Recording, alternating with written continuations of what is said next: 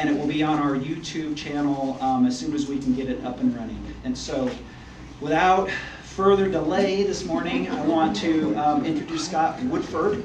Scott is with the City of Sisters, and he's going to bring us the information this morning, all things pertaining to the development of Sisters and what's going on this year and in the projects to come. So, thanks again. I'll be around afterwards if you have any questions or you need me at all. I so appreciate your time. Okay, I'm going to turn it over to Scott. Thanks so much, Scott. Good morning, everyone. Again, my name is Scott Woodford. I'm the Community Development Director for the City of Sisters, which is in charge of planning and building in town. So I've been on the job for almost 2 years now, and it's been a crash course in Sisters. Lots of stuff going on. Very busy for a little small town. You can, if you live here, you know that. If you drive through here, you know that. And if you haven't been here for a while, you've probably seen a lot of changes. So this is a great opportunity for us, for me, to kind of get the message out for what's going on in Sisters, to make sure you guys are a great conduit and a great ambassadors for the community, because you guys touch a lot of different folks, and it's a good opportunity for me to get the message to you guys so you guys can kind of spread the message out to the community about what's going on and what to expect and how to get involved in the community, because it's so important that we we get public comment, get feedback on the things that we do. And so I've got a little presentation for you, and hopefully it will be helpful and informative to you. If you have questions during the presentation, go ahead and raise your hand. I'm cool with that. Or if you want to hold them off till the end, we can reserve a few minutes for that. So I'm hoping to get out of here in about 55 minutes, because I got another meeting at 11:15, but we'll get through as much as we can. And so, Curtis, if you wouldn't mind shifting to the next slide. So just introductions. What I'm going to cover today is just basically an overview of kind of our building permit activity, land use applications that are coming in right now that will eventually turn into building permits that will turn into homes that you guys might be selling. And so it's good for you to know what's coming down the pike. Projects that are under construction now, some that, so you can get a status on where those are at. And then what we call long-range planning are those things that are even like 5 to 20 years down the road that you might want to keep in mind, so that you'll know kind of what the direction of the community is. We got a lot of big decisions to make as a community as we're growing, and we're kind of running out of land here. So we got to figure out if we're going to grow up or out or a little bit of both. So that's a big decision that's going on right now. And then Q&A at the end. So go ahead, Chris. This is just a little spreadsheet of permit activity this year. You can see total permits on the left for the first 6 or so months of the year, how they kind of fluctuate. And then single family here, it's kind of started with a little bit of a lull early in January, and then it kind of peaked in June, and it's gone back down a little bit in July. But we kind of anticipate that to start increasing as the Sisters Woodlands project starts to apply for building permits, and that number will probably start going up again. You can see pretty low numbers in multifamily, ADUs, that kind of thing. We're trying to encourage more multifamily here in the community, but as you'll see from some of the slides I'm going to show you, that we're running out of land to actually build on. And some of our multifamily zoning has actually been built out as single family. So we're taking steps to try to see how we can preserve more opportunities for multifamily, because we see that as obviously as an opportunity for affordable housing in the community, which we don't have a lot of. So go ahead. Just to give you an idea of some of the things that are coming through our office right now that will turn into projects later. The city or the community passed a bond last year for a new elementary school, and so that's under review from a city perspective. The location for that is right here. This is the high school, existing high school and middle school, so it's kind of sandwiched in between the two. Once that is open, probably I think they're shooting for September 2024.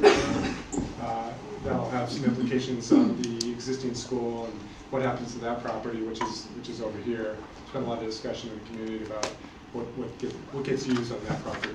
There's of course, a lot of ideas. Some of them are a little more feasible than others. But so that once that opens, that'll be a big thing for the community. So go ahead. And this is just some plans showing what that's going to look like.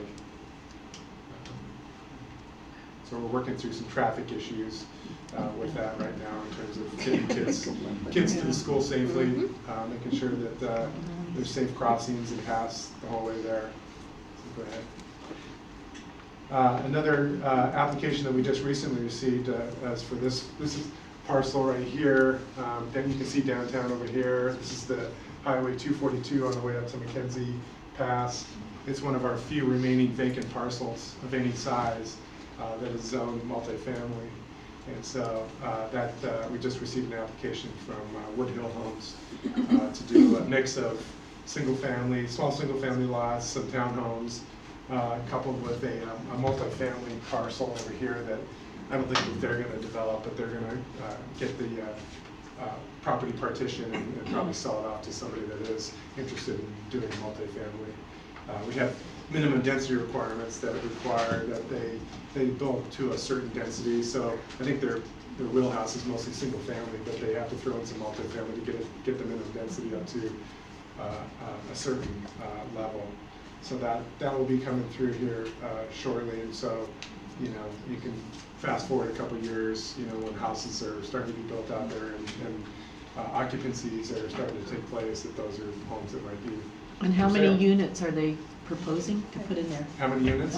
I think it's on the order of, that's a good question, probably 200 maybe with the multifamily around there. So, Is all parking on site? all parking? I'm sorry, who's in there? I did. Oh, is all the parking on site? Yeah. So isn't there a requirement by ODOT to come off of Highway 20 there down to Hood? What's the requirement in order to build on that property? On this property? Yeah.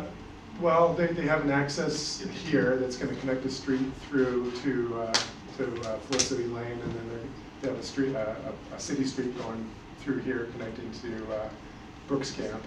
We do have to coordinate with ODOT for access onto 242 because that's their facility, and then they obviously have an interest in terms of what impact that has to the highway, but that's where the access would come from for that. So, any other questions on this project? If not, then go forward to the next one. This is the site plan that they proposed. The multifamily being over on that side. We had them preserve a pretty nice buffer of trees along here to preserve the kind of that scenic. This is the start of the scenic route over Mackenzie Pass, and so we wanted to kind of preserve as many trees as we can. That's a big deal here in Sisters is our trees, and so we do our best to kind of preserve that. It's obviously a balance with wanting to infill. The more you infill, the more trees you're going to take out, but we do have a tree ordinance that tries to preserve the largest trees, and they've worked with us quite a bit in preserving this buffer. So go ahead. How big are the lots? Yeah. These lots, not sure that they're pretty small. I think they're around 3,000 or 4,000 square feet. The largest was 60 by 80, did I read? That sound right? Largest 60 by 80? No, that couldn't be that big. Yeah, they're small lot sizes for sure. That's kind of the trend we're seeing.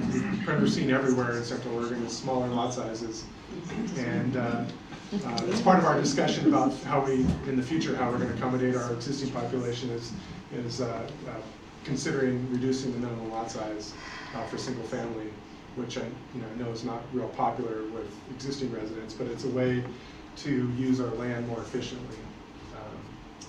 So go ahead. Does anything qualify as affordable housing in that subdivision? Not currently, but if you want to go back, Curtis, just to the side. That multifamily parcel there, the city is taking efforts to try to get an affordable housing project here built, a multifamily rental project. We have some funds available to help leverage a project. We don't have the funds to actually build something, but if we can find an affordable housing developer and a willing partner, the city has about $1 million in funds to help leverage a project in exchange for bringing those units in to say like 80–90% of the area median income, kind of meeting that qualification. So we see that property as a potential site. We're not blessed with a whole lot of land is part of the problem here in Sisters. So finding available parcels that are sized properly, zoned properly, and you have a willing seller to try to build an affordable housing project is challenging. Yes. The road that's in between the pink and the purple on the bottom there, how wide is that road? This is an alley. So these houses would be alley access. These would be front. Well, there's an alley up here and an alley down there. So So only alley access for those? on the these bottom? ones, yeah. And where do they park Yeah, then? where's the parking? Well, they're required to have their garage set back 20 feet, so there is parking off the alley. And water? Water? Water. Yeah. You're gonna have lots of water supply? Yes, we do. We have a wastewater master plan that we put together that looks out 20 years. That looks out 20. Can you get a fire truck through there? Yes, you can. And this Can it connects turn all the way around? through. Connects all the way through. This.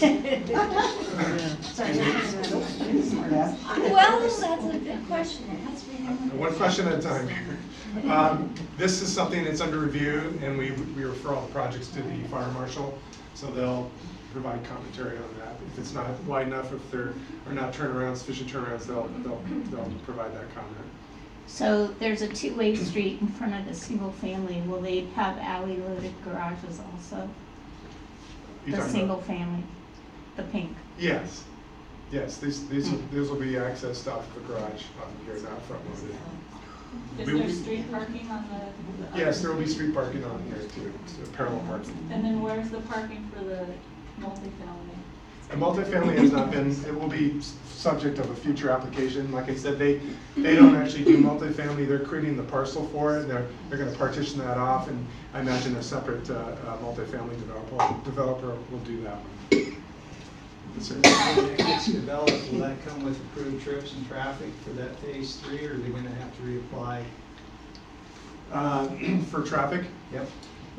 They'll probably do a kind of an estimate of what the traffic will be for that at this point, and then when it comes in for an actual development, we know the actual number of units. We'll do a more focused traffic study and figure out what the impact is. But the whole approval isn't include that as a full traffic plan? It'll look at it from it'll estimate what zoning will allow. It'll allow 150 units. They'll probably take the worst case scenario, and then when they come in with the actual development, we'll kind of refine it. Jim? So I guess so if the public doesn't want this density, is there any recourse for the public? I mean, they're just getting smaller and smaller lot sizes. Is it the city's obligation to fulfill the density requirement because of the 20-year plan? Or why are these getting smaller? I mean, why are they allowed to be smaller? That's a good question. And it kind of ties into some of the stuff I'm going to get into later.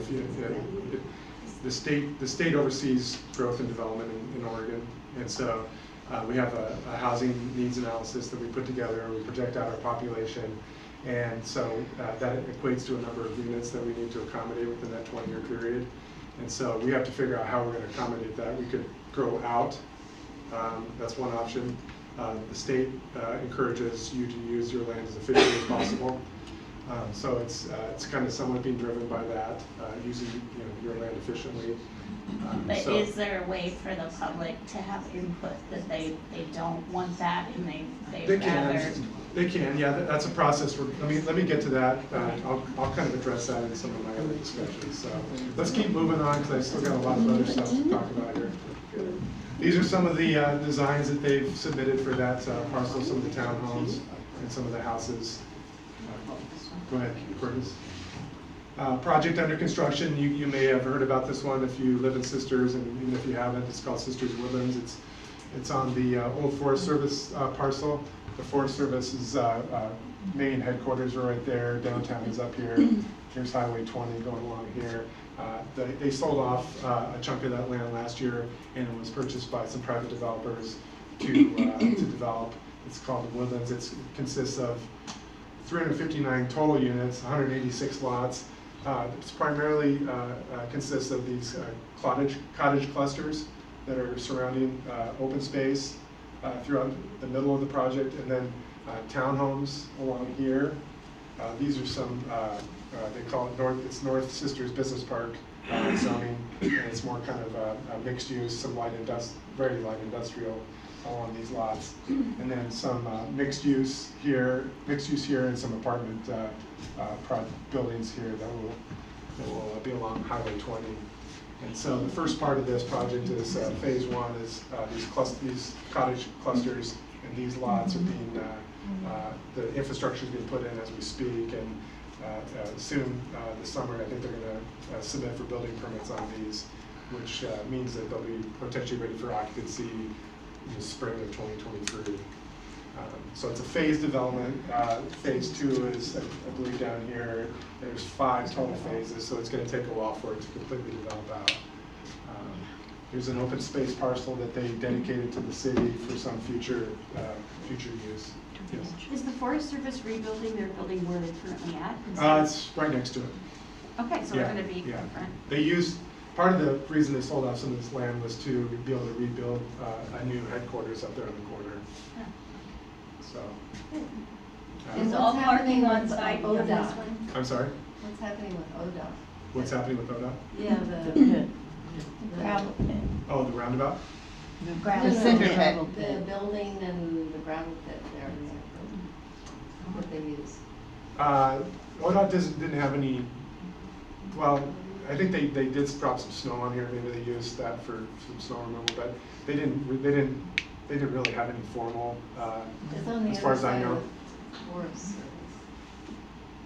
Oh, you're talking about the east portal side? You're talking about over here? That huge No. cinder, mound of cinder, I think is what It's right by the she's city. Oh, it's going away. So, yeah.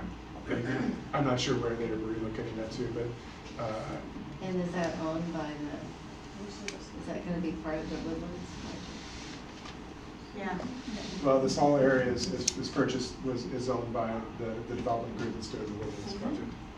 Is all parking on site for this project? Yes. The bike path is lovely. Yeah, we built a new bike path along Pine Street here, and then there'll be one along Barclay as well.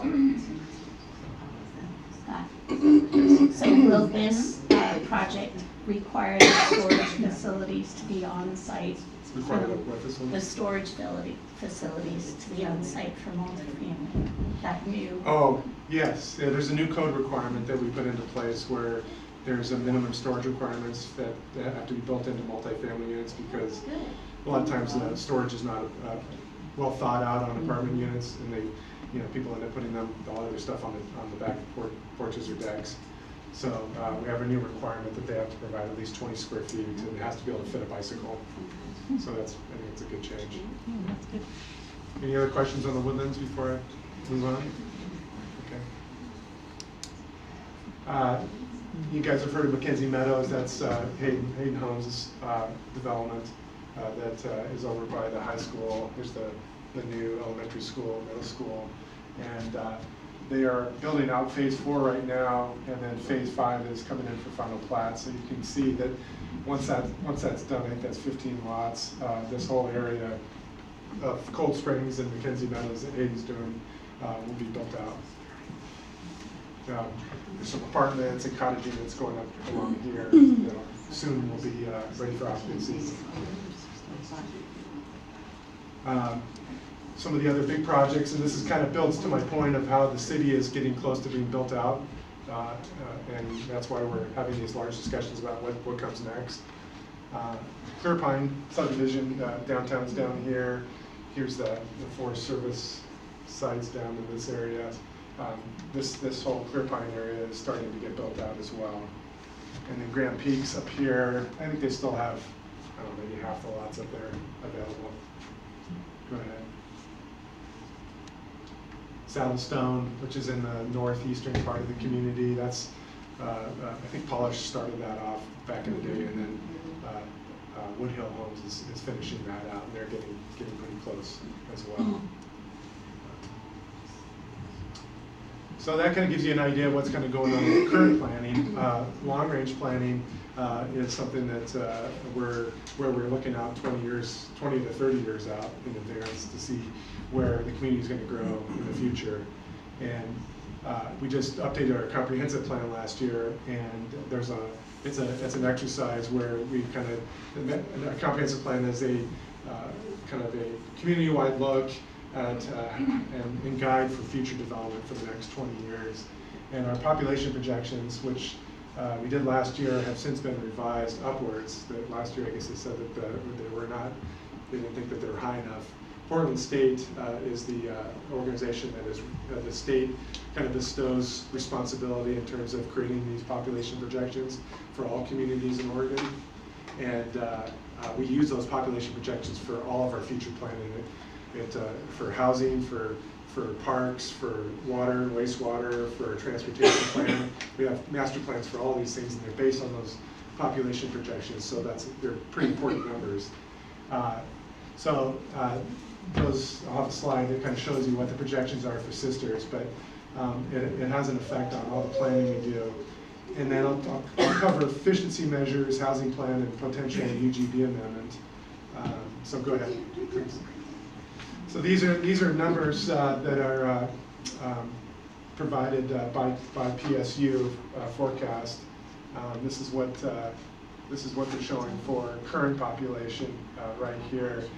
As I said, all of our planning is done with a 20-year horizon, so we're looking out to 2040, actually out to 2042 now, and you can see that population is more than doubling, which is dramatic. It doesn't seem like a whole lot. That's not 68, 88 doesn't sound like a whole number, but when you're talking about a doubling of a population in 20 years, that's a pretty profound number and kind of a scary number if you're a planner and if you live here too.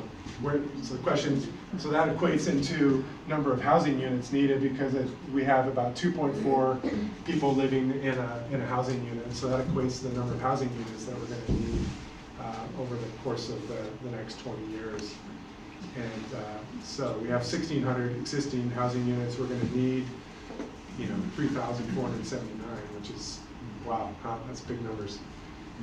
And when you look at our zoning map, and the way I've been kind of showing you some of our projects being built out, we're having a huge discussion as a community right now as to how we're going to house those folks.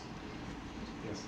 Well, that's a good question. So why, with Sisters being bordered by forest and farmland and already built homes, why would they put a number that's projected that we're going to double in size? Because you'd literally have to tear down homes and go straight up or take over forest land. Why wouldn't they say, hey, Sisters is actually bordered in. That's okay if this is your maximum growth. Yeah. And you can go stretch, Highway 97 is between Bend and Redmond. Why would they do that? And say you need to hit a target of 3,479. It's not a target. These are estimates, and we will update those, every 5 years. I think they update maybe even more quickly than that. These are just kind of best guess numbers based on all factors, based on past trends. But you're right. There are some constraints in terms of how Sisters can grow because we are surrounded by national forest land on 3 sides, so there are limited areas where we can actually And developed properties, too. What's that? Like Trapper Point, those are homes unless you say, hey, we're gonna annex that into the city. Boy. Yeah. Well, I have a little map up here later that kind of shows where possible areas of expansion are. So it does factor into can we really achieve that, and it factors into how dense do we grow? Yeah. So, anybody else have any questions on this particular slide? So Yes. is there any road planning for all these people escaping a major forest fire? So that's a big topic of conversation right now as well. We have the wildfire mapping that just came out recently. We have Senate Bill 762 that's going to talk about mitigation of wildfire danger. There's more funds that are going into the forest for wildfire mitigation. There's talk about defensible space. There's talk about hardening the materials. So that's a big discussion going on right now. And part of that discussion is obviously transportation, making sure that the transportation corridors are satisfactory. Those discussions are ongoing and will evolve as our community continues to grow. It's a big topic of conversation with the fire chief, with the Forest Service. So those are things that are a little bit of, kind of outside of my jurisdiction, but I know those talks are going on. Aside from forest fire, escape forest fires, what's being done about the current problem with traffic? So that's a good question. So you're talking mainly kind of through downtown. We have a transportation system plan, like I said, that takes a look at the population projections, takes a look at all of our intersections, all of our roads, and maps out future road connections and mitigation to help keep traffic flowing through the community. The traffic that's going through town is not generated by, partly by Sisters residents, but it's mostly external forces that are really creating that. So we have to continue to function as a community. What can we do to mitigate that? The first phase of of the alternative route around downtown, off Locust and down Barclay to the other roundabout. First phase is in with the roundabout that was built over there. Funding has just been secured for building a roundabout over here on Locust in 20. That's the other component of the bypass, and that's scheduled to be put in 2024. So with signage, there'll be signage out there that will direct people in high volume times to use the alternative route. It'll say kind of how many minutes it'll take to get through town. Hopefully it'll be a lot less to go around, and it'll encourage people to use that bypass. Someday, 20 years, 40 years in the future, that probably won't be enough. And maybe there's a talk about a complete bypass around Sisters. Yeah, good question. I just wanted to let everybody know that we are at 10:45, so maybe if you want to hold questions now till the end, and we'll be sure to share your contact for any other questions that come out, just so we make sure we get through your whole question. Thank you. Okay, cool. So here's our zoning map. The point I wanted to make here is this is the city boundary right now. Most communities in Oregon, I worked for the city of Redmond before I came here. The city of Redmond had its existing boundaries and then had a pretty ample amount of urban growth boundary space around it, so that once they filled up that, there were areas to expand to. And then even beyond that, in Redmond, they had an urban reserve area, which was that area that would be the 20 to 40 year supply of land. For one reason or another, that planning hasn't occurred here in Sisters, but it's something that we're grappling with now because this is all public facilities, nowhere to go there. I mentioned the Hayden Homes, Cold Springs, McKenzie Meadows, that's all built out. Here's that Sunset Meadows project, which will soon be built out probably. This is the old town of Sisters. There's maybe some opportunities here and there for infill, but limited. This area over here has kind of 70s, 80s, 90s lots, which tend to be bigger lots. That there are some opportunities for partitioning and some infill there. This is mostly our industrial area, and then this is some of the residential area that I referred to, Clear Pine and Grand Peaks. And there's the airport, and there's public works facilities. So you can see how there's not a whole lot of room to grow. So what our options are infill or urban growth boundary amendment. If we were just to go submit an urban growth boundary amendment to the state right now, they'd probably reject it because they say you haven't considered efficiency measures. Efficiency measures are those things that you can do to use your existing land more efficiently. And they require that the community go through that conversation before applying for an urban growth boundary amendment, so that we have at least kind of broached those subjects, and we've kind of figured out where are the areas that we can infill, and where are the areas that what tools, such as some of those tools are increasing building heights, increasing densities, decreasing minimum lot sizes, those kinds of things. And we know as a community, when we did the comprehensive plan, that most people in Sisters kind of like Sisters just the way it is. So it's been kind of it's been a tough discussion because the way the state has set up the planning law here in Oregon is that communities have to have a 20-year supply of land, basically at all times. So you can't just kind of say, we're full, we're enough, we've had enough, we're going to do a moratorium on growth. You can't do that in Oregon. That's kind of a hard message to communicate to the community, because a lot of people like it just the way it is. Now, there's some people that say, yeah, we need to grow because our housing prices are skyrocketing, and if we don't grow, how are we gonna ever address that problem? So right now, and this is something that you can get more information on our website. We're working with the Planning Commission and the Council. We have a consultant that's helping us kind of go through these different ideas of, raising building heights and seeing what the Planning Commission, kind of their reaction to it. It doesn't mean we have to adopt those things, we just have to consider them. We know that the urban forest is very important to Sisters. The small town feel, the downtown, the kind of the appearance of downtown is important. So it doesn't mean we got to go run roughshod over what all those qualities that make Sisters Sisters. But I think if we did nothing and we said to the state that we aren't going to make any changes, I don't think that would be acceptable either. So we're trying to find that balance of what can we do to create some infill without kind of ruining the character of Sisters. And that's kind of our challenge as a community. And then we'll figure out, if we do those things, how many more units does that net us of those 1,600 units, or however many units we need to meet our future housing needs for that population injection. And then whatever's left over, then we can start considering how much of an urban growth boundary amendment we could contemplate. So here's some of those tools that we're talking about as a community right now. And these if they're approved by the Planning Commission and the Council, they would end up as development code amendments, and developers would come in and would be able to implement these things. So you can see the variety of tools that we could put into place. I think some of them are we're hearing minimum density requirements. We're hearing from folks in the community who do development that our existing density requirements, our maximums are way too low. Part of the reason why you haven't seen a whole lot of new, multifamily projects around here is because they just don't pencil out with the densities that they have. So I think we're gonna maybe kind of increase the allowed density and maybe work with heights and massing and not be so concerned about density.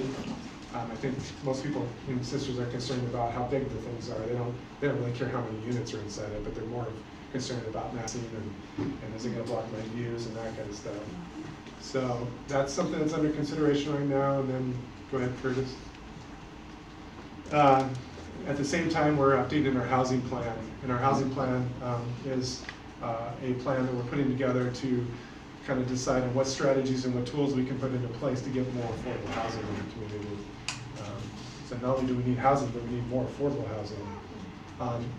The state has a bunch of planning goals for different things, and the statewide planning goal for housing states that each city must encourage the availability of adequate numbers of needed housing units at price ranges and rent levels which are commensurate with the financial capabilities of Oregon households and allow for flexibility of housing location, type, and density.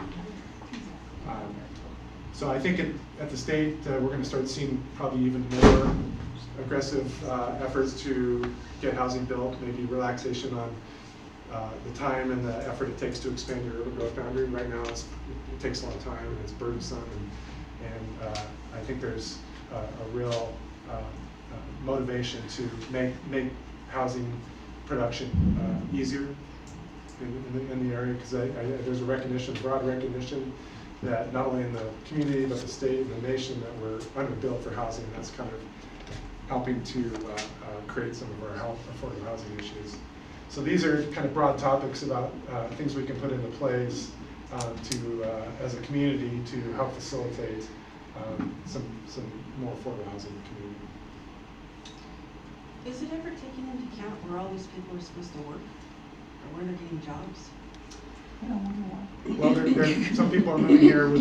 We're seeing a lot of people moving here where they don't need to have a job here because their job is somewhere else. Sisters especially, I think, has seen a lot of that. I don't have numbers, but anecdotally, just when we're advertising for people on committees here and commissions, and we do interviews, it's amazing how many people are moving here who are, their job is somewhere else. Retirees are a huge number as well. And so, yeah, John, that's a good question, but people are they're still moving here, so they must have some motivation or means to live here with or without a job. If we're building for a retirement community, why would there be a demand from the state to create housing just for that? I mean, I think that their purpose is to create housing for people that are working, that can afford to buy houses. Isn't that the original goal? Well, I think it's for the whole broad spectrum of people who need housing. I mean, we get a lot of people who come over here from the Valley to retire here. Why shouldn't they be able to, do that and have housing? So I don't think the intention was just to have it for just people who are working. I think it's the whole spectrum of society should have availability of housing is the theory behind that goal. Any other questions on that? So this, when we did the comprehensive plan, we did a UGB sufficiency report, and this kind of takes a look at how the UGB amendment process would play out if we go there. And the council hasn't committed to going there yet, but I think with our population projection numbers going up and even more housing units needed than we thought, and kind of hearing from the community that they're okay with raising the development standards a little bit, but they don't want to go too crazy. We got to have avenues for growth somewhere. So when you consider an overgrowth boundary amendment, you basically draw a half-mile radius around the existing community, which is this boundary right here, half-mile from the UGB, half-mile from the existing boundaries right here. Your point earlier was how much land of that is really feasible to expand into. Quite a bit of this land on this side is Forest Service land, or some of this is zoned EFU, which is when you start talking about lands that you're going to expand into, the lowest priority is resource lands. The whole idea behind the growth management law that was passed in the early 70s was to protect farmland and forest land. So we have some EFU land around us. Those are probably the lowest priorities to expand into. The ones that are highest priorities are ones that are kind of already parcelized into like 5 or rural residential lots, 5 or 10 acre lots, or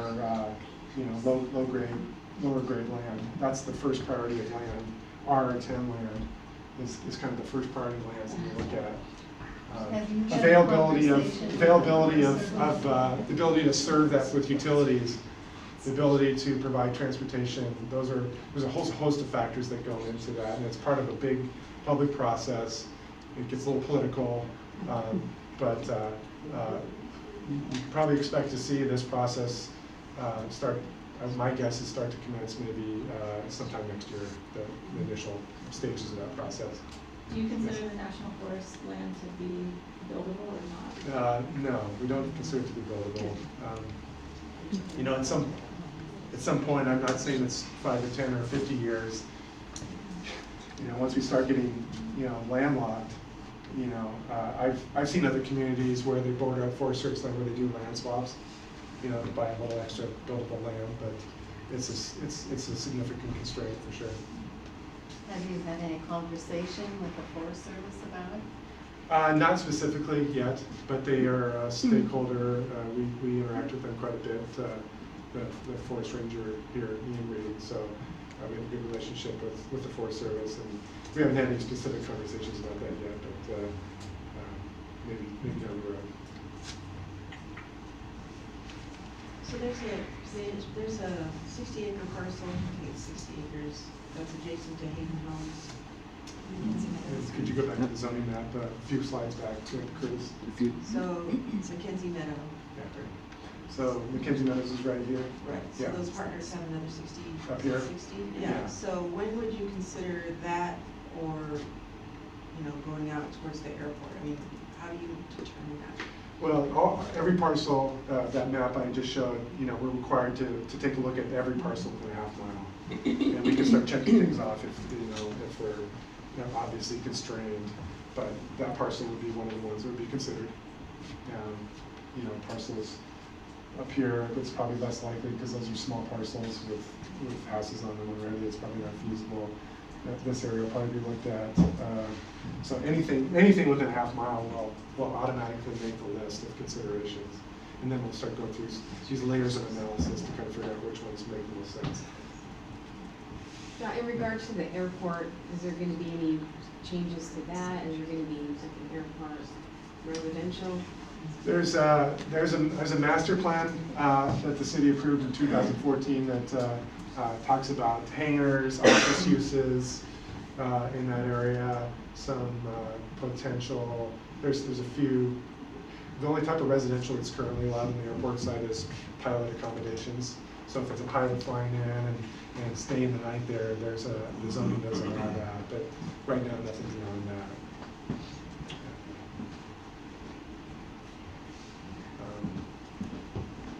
Any other questions? These are good questions. How many folks here live in Sisters or work in Sisters quite a bit? Well, good number. Okay.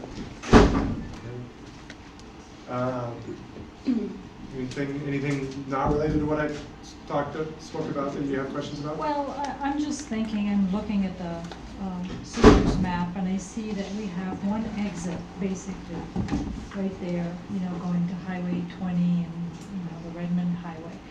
In case of fire or anything happening, and you're talking about more density, more people expanding out in those directions, what happens to that bottleneck to the bridge that crosses over if something happens and all these people need to evacuate and leave? And is there any plan for alternate routes for what do you do? I mean, you're building on the west side. If fire starts on the west side, how's everybody going to leave? Well, our transportation plan is kind of designed to take that into consideration. There are improvements that happen incrementally with development. It's not like we're just going to stop all that development with the existing transportation system that we have. The transportation system is phased accordingly to help mitigate that and to make sure that things continue to operate properly. It's a good question that for the kind of the Forest Service and for the fire officials in town about.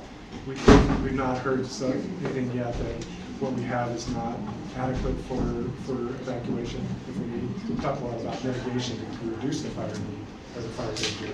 And I know they think about these things. It's just not my area. Because we see how bad it gets over weekends in the summertime, just for people coming and going. So I just wondered, because I haven't heard anything about anybody planning alternate routes or, they talk about the roundabouts, which is fine, but, I've lived here 30 years, and if we need to exit, there's only one place to exit, unless you go Camp Oak Road and go around. So, I know there's, it's probably not a good enough answer, but I know there's folks that are thinking about that, beyond just the city. And those conversations are only intensifying as the fire danger starts to increase every year. Yeah. And so those are good points, and I know plenty of people are thinking about that. Our Public Works Department is in charge of our transportation facilities within the city, and we have a good partnership with ODOT and the Forest Service. So those talks are ongoing, and the planning for that is ongoing.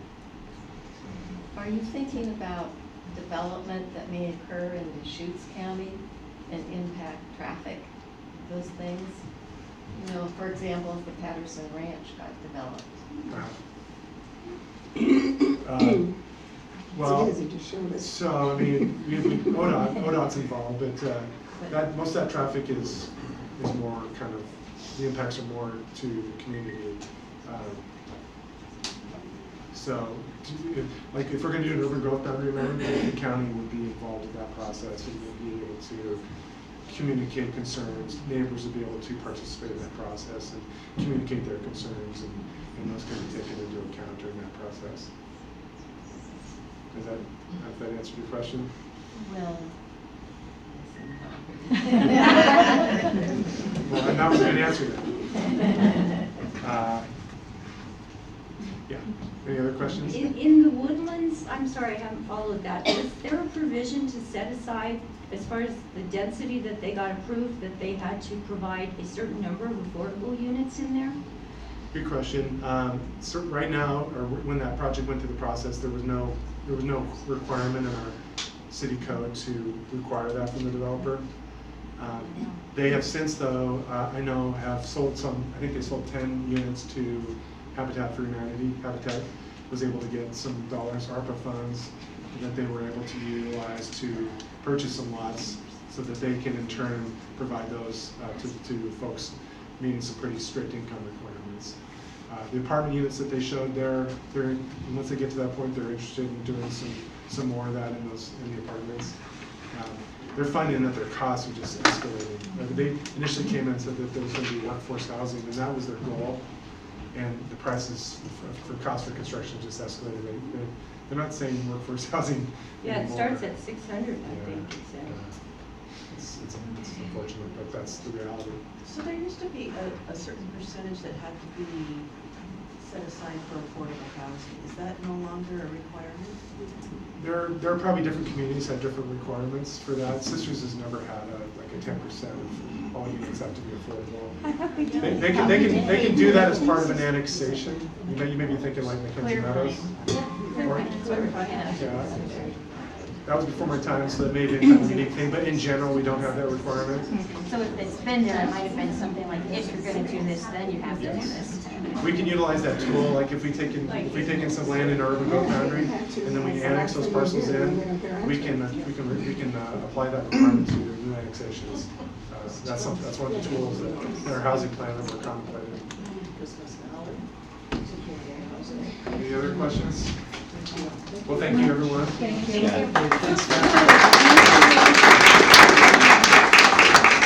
Thank you all so much for coming. It's a little bit after 11, so we'll call it a day. Grab a donut and some coffee and some juice maybe before you leave. If you haven't filled out, if you haven't put your name on the paper on the back, please do so I make sure you get your credit. Thanks for working with Western Title too. We appreciate seeing you all today. We really value your business, so we really appreciate it. Okay? Thank you. Everybody have a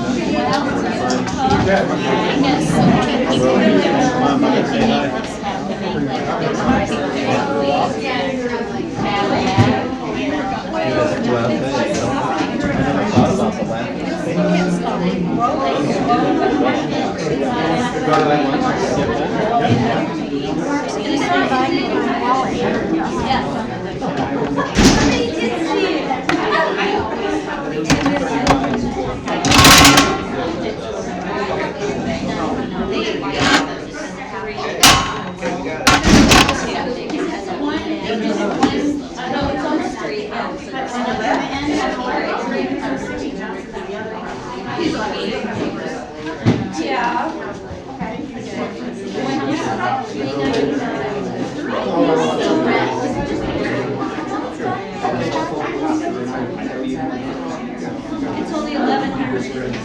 So we're not putting any value in that. No, it's 1152 square feet, but it's a 90. 90. So that,